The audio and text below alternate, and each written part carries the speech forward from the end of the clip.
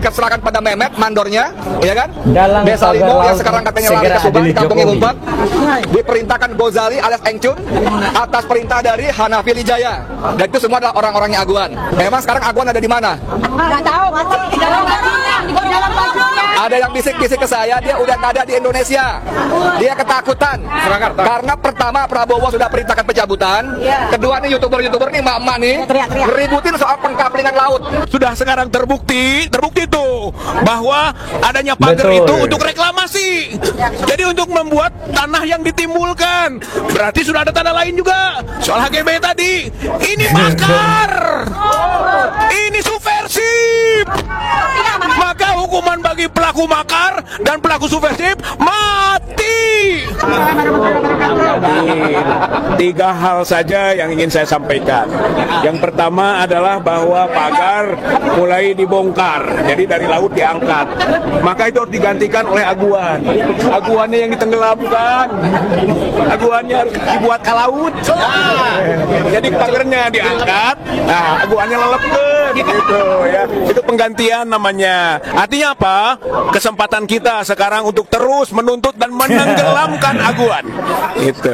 Kemudian pembongkaran pagar laut juga itu adalah dikombinasikan dengan penangkapan. Nggak bisa, nanti bisa jadi alasan bahwa sudah selesai kok pagarnya nggak ada, walaupun bukti-bukti lain ada. Tapi harus dibarengi dengan penangkapan tuh. Ali Hanafiah, si Encun, Sandi Marta Praja, yang sudah disebut-sebut namanya. Masa nggak bisa diproses yang begitu? Gitu. Nah, yang kedua adalah bahwa aguan ini harus dicekal. Bisa-bisa dia kabur, ya, ke Singapura, ke Cina, gitu. Bisa hilang ini. Jadi seharusnya dengan indikasi-indikasi yang sekarang harus dicekal, ya, ditangkal, ya, nggak boleh bisa kabur dia, gitu. Nah, yang ketiga, ini kan proses hukum. Insya Allah rakyat melalui gugatan hukum ini menang nanti dalam perjuangannya. Ya, kita hancurkan secara hukum dan itu sah. Maka nanti secara politik juga akan diuji apakah Prabowo benar membela rakyat atau Prabowo pura-pura saja membela rakyatnya. Diuji saudara-saudara sekalian. Jadi kita harus ada dua mazhab. Mazhab percaya pada Prabowo, mazhab tidak percaya kepada Prabowo. Baru seimbang itu. Sehingga ujungnya hukum menang, politik menang, para penjahat dihukum. Dan kalau sudah sekarang terbukti itu bahwa adanya pagar itu untuk reklamasi. Jadi untuk membuat tanah yang ditimbulkan. Berarti sudah ada tanda lain juga. Soal HGB tadi, ini makar. Ini subversif. Maka hukuman bagi pelaku makar dan pelaku subversif mati. Hukum mati minimal 20 tahun. Tapi hukum mati Aguan, hukum mati Airlangga, hukum mati Jokowi.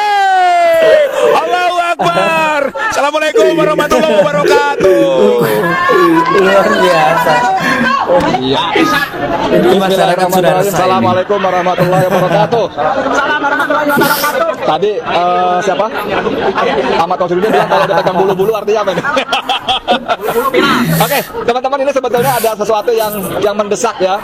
Satu, bahwa pencabutan pagar laut itu penting, harus ya. Walaupun sebetulnya yang wajib mencabut adalah mereka yang memasang, betul nggak? Betul ya. Nah, di sini sikap ada minimal dua institusi, yaitu Polri dan KKP ini balelo. Fakta-fakta, bukti-bukti sudah nyata sekali, tapi polisi mengatakan belum ditemukan cukup bukti. Nah, kan? Nggak kelihatan, pagar depan mata tak tampak, ya kan? Aneh gitu. Jadi jangan salahkan rakyat kalau bertanya ada dua kata. Wani, Piro. Wani, Piro. Yang kedua, ini yang lebih seru lagi, Sakti Wahyu Trenggono. Kata Ahmad Tauhidudin, begitu berhadapan dengan Aguan, dia kehilangan kesaktiannya. Orang-orang udah sangat gembira, rakyat gembira, nelayan gembira dicabutin, malah dia geram kalau kata demokrasi.co.id, ya. Geram, pagar dicabuti, stop. Nanti menghilangkan balak bukti. Lah, piye toh? Yang satu Polri mengatakan belum ketemu bukti-bukti pidana, yang kedua menghilangkan barang barang bukti. Berarti kan ada bukti takut hilang kan? Nah ini dua ini kalau mau belain aguan koordinasi dulu ngomongnya biar sama. Biar nggak malu-maluin. Biar nggak malu-maluin, biar nggak saling serang. Polisi bilang belum cukup bukti, ya. Trenggono bilang jangan dicabut nanti hilang bukti. Kan itu bukti berarti enggak? Berarti nggak kompak mereka dua. Yang kedua, ini adalah bentuk mbalelonya menteri kepada presiden. Bahwa Presiden Prabowo sudah memerintahkan TNI mencabut itu udah bagus, ya. Kita terima kasih, walaupun seharusnya kemarin-kemarin. Tapi oke lah, orang bilang nggak apa-apa terlambat daripada tidak sama sekali. Tapi yang satu mesti kita perhatikan adalah bahwa pencabutan pagar laut itu tidak membuat masalah selesai. Pertama, seharusnya mencabut adalah pemasang dalangnya yang itu sudah terbukti namanya satu petugasnya dikerahkan pada Mehmet mandornya, ya kan? Desa Limo yang sekarang katanya lari ke Subang di kampungnya ngumpet, diperintahkan Gozali alias Engcun atas perintah dari Hanafi Wijaya, dan itu semua adalah orang-orangnya Aguan. Tadi Kang Rizal Fadila mengatakan Aguan harus dicekal, jangan-jangan udah kabur. Memang sekarang Aguan ada di mana? Nggak tahu, di dalam bajunya, di dalam bajunya. Ada yang bisik-bisik ke saya, dia udah nggak ada di Indonesia. Dia ketakutan. Karena pertama Prabowo sudah perintahkan pencabutan. Kedua nih youtuber-youtuber nih, emak-emak nih, ributin soal pengkaplingan laut. Ya. Laut di kapling itu tadi kata teman kita sudah makar. Sudah apalagi namanya? Subversif. Nah ini kabarnya dia udah kabur. Terakhir saya minta Prabowo melengkapi, menyempurnakan sikapnya. Setelah mencabut, tadi menahan dan memidanakan para pelakunya, dan yang paling nggak kalah penting dia harus segera mencopot Sakti Wahyu Trenggono sebagai menteri. Karena terbukti Sakti Trenggono ini tidak loyal kepada Prabowo. Terbukti dia justru masih bekerja untuk kepentingan Aguan. Dan ini berarti dia masih menyembah-nyembah kepada Joko Widodo. Betul nggak? Jadi kita tunggu 1-2 hari ini apakah Prabowo akan menunjukkan ketegasannya, menyempurnakan keberpihakannya kepada rakyat dengan cara memecat Wahyu Sakti Trenggono. Makasih banyak. Assalamualaikum warahmatullahi wabarakatuh. Kami dari Komisi 4 mendesak pemerintah untuk segera mengetahui dan mengumumkan itu sebenarnya pagarnya punya siapa yang bikin, siapa yang suruh, siapa yang membiayai. Masa tiba-tiba ada gitu ya, 30,16 kilo kan nggak bisa dibikin 1-2 hari. Jadi ini supaya segera oleh pemerintah mengetahui siapa yang bikin ini. Gitu. Ini biayanya mahal.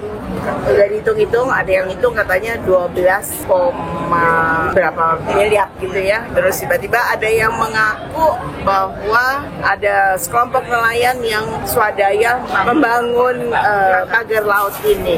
Kita ini dari Komisi 4 sedang berusaha untuk mensejahterakan kehidupan para nelayan. Kok tiba-tiba si nelayan itu punya duit segitu gitu ya. Ini kan sangat mengada-ada. Polemik pagar laut di Tangerang kini mulai terang benderang.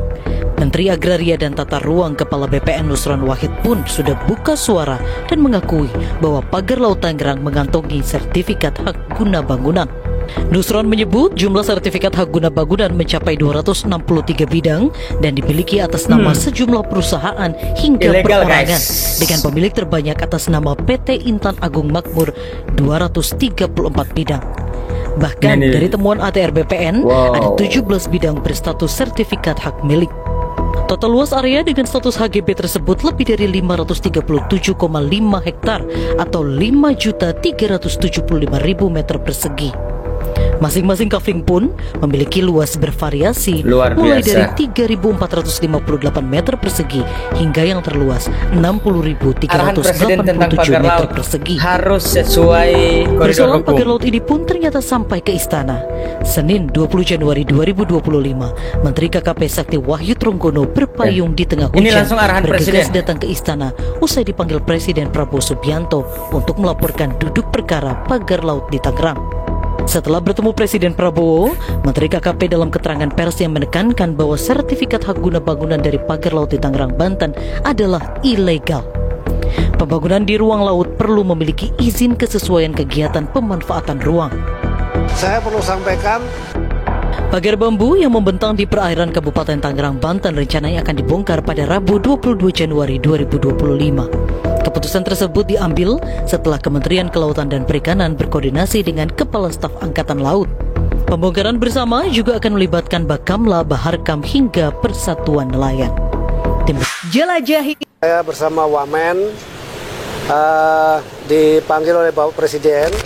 Nah, khusus untuk di Tangerang, Banten, saya laporkan bahwa memang kita temukan tidak ada izin. Nah, karena kemarin juga ada pembongkaran yang dilakukan oleh TNI AL, maka tadi kita sudah koordinasi juga dengan Kasal. Tadi sudah rapat dengan Kasal, dengan jajarannya. Tentu setelah kami dipanggil oleh Bapak Presiden ini, kita juga akan koordinasi lagi dengan beliau. Dan kita sudah putuskan nanti hari Rabu kita akan berkumpul. Jadi tidak hanya TNI Angkatan Laut, tetapi juga ya Bakamla juga kita ikutkan. Tapi intinya tadi saya laporkan begitu, apabila tidak itu menjadi haknya negara, karena itu udah pasti terjadi abrasi. Tapi sisi lain, karena kita sudah janji untuk mencabut, maka nanti secara bersama-sama dengan seluruh pihak, ya supaya tidak salah juga. Kalau KKP sendiri yang cabut nanti bisa digugat, dari tiba-tiba ada yang gugat kan repot. Secara hukum itu kita harus perbaiki. Jadi sesuai arahan dari Pak Presiden gitu. Pokoknya sesuai dengan koridor hukum, dan kemudian saya bisa sampaikan di sini Rabu kita akan bersama-sama dengan seluruh pihak, dan pada saat itu kita akan bongkar. Guys, mudah-mudahan semua masalah yang terjadi di Tangerang cepat selesai, dan ini adalah bentuk penolakan terhadap masyarakat bahwa kalau bisa jangan ada pagar laut. Ya, ini adalah salah satu ujian juga kepada Presiden Republik Indonesia, di mana harapan masyarakat itu masih sangat besar kepada Bapak Prabowo Subianto untuk segera menghapuskan atau segera menghilangkan untuk pagar laut yang ada di Tangerang sana. Mudah-mudahan kita berikan kepercayaan kepada Pak Presiden untuk memerintahkan bawahannya agar segera menghilangkan atau mencabut pagar yang ada di Tangerang, Banten. Luar biasa.